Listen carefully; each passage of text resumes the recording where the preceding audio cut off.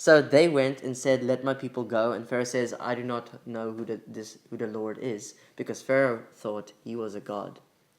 Oh yeah, he's not one of the 10 gods.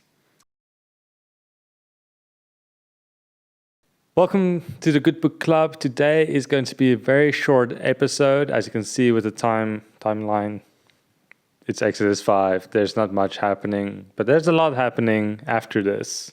Yeah, because this is shortly before the plagues. Ooh. And this chapter is only 23 verses long.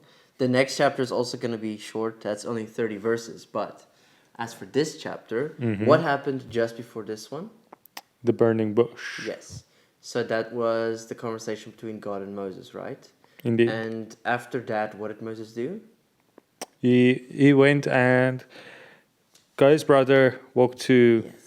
Yeah, and also tried the thingamajigs with his hands and staff with his family before entering. Yeah. That's very true. He met with his brother. They went to the elders and they did all the signs that God showed him.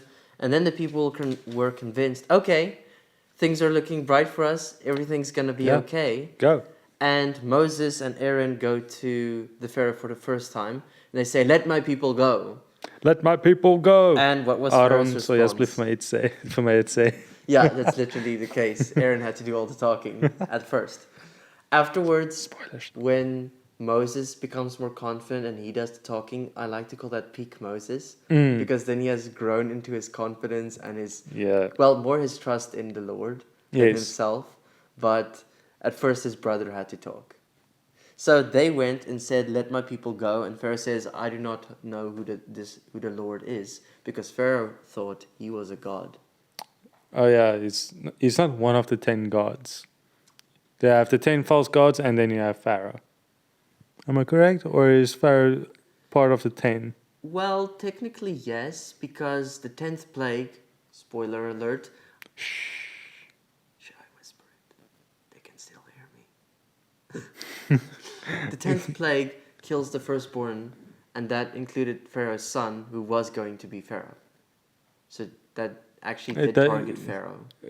Yeah, that does actually make sense, yeah. And in chapter 14, with the Red Sea, Pharaoh, spoilers, and his men drowned in the Red Sea. We should have done a heads up. Wait, let's put this in a section. Coming soon. Spoilers. Spoilers.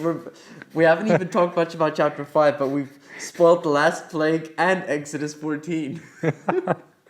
But after he hears this, he denies who the Lord is. He doesn't know who he is because he thinks he's God. He might have been intimidated or laughed at hearing about this other God, and they want to go and worship him in the wilderness. And what does Pharaoh do?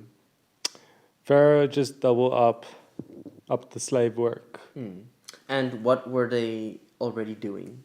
They were already making the bricks for the pyramids. Yep. We don't know. We don't know if it was... I don't know what they built. It's just bricks. Yeah. Lots of Legos. And they had to get the straws for the Legos. And Pharaoh said, "This is the last straw. Get your own straw." And now they're getting...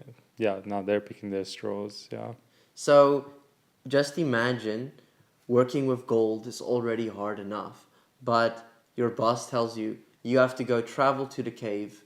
Mine the gold, get enough gold, travel all the way back, and only then you actually start the work you're supposed to do. Yeah, that is brutal. And for them, they were already slaves.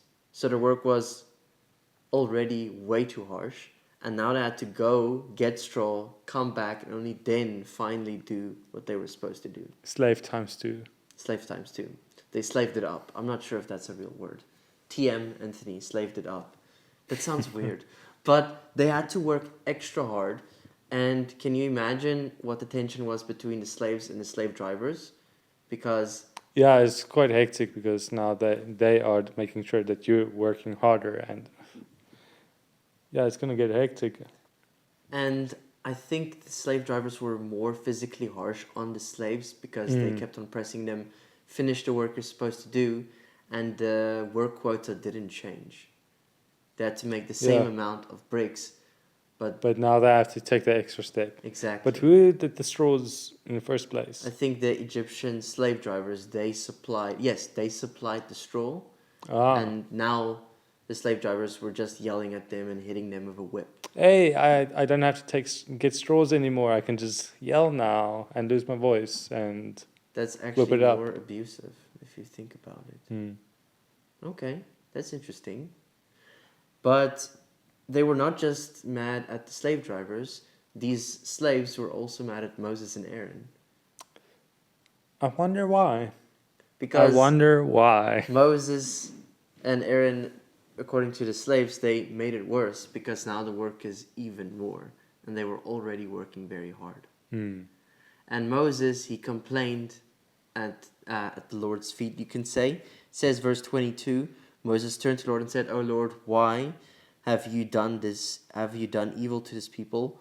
Why did you ever send me?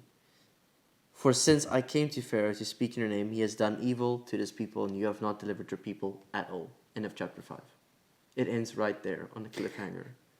Thank goodness we have chapter 6. Thanks for joining this episode. Join us for chapter 6. We will see you there.